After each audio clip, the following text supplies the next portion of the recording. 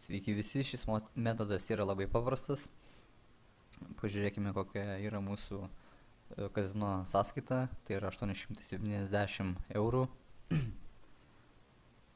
Statymai bus po 10 eurų žetonų.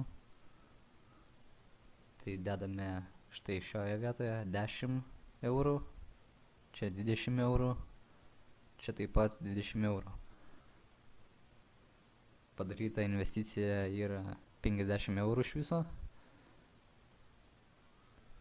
Tai yra tikrai nedaug. Spaudžiame spin. Na ir štai laimime 60 eurų. Tai reiškia 10 eurų pelno. Yra tikrai nemažai. Spaudžiame rebet, kad nereiktų iš naujo statyti. Ir vėl laimime 60 eurų.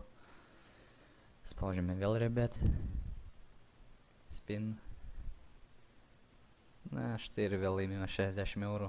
Viskas labai paprasta. Pelnas kaupėsi labai greitai. Tai yra fantastiška strategija, fantastiškas metodas. Reikia taip pat vadovautis 5 minučių taktika, kad būtų saugiau.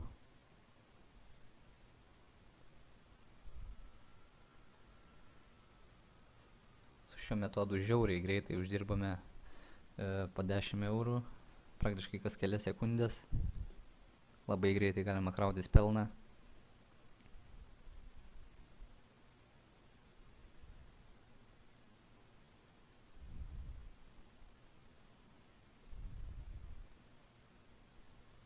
Su šiuo metodu galite iš tikrųjų uždirbti dar daugiau. Nebūtina save apriboti 210 eurų per parą.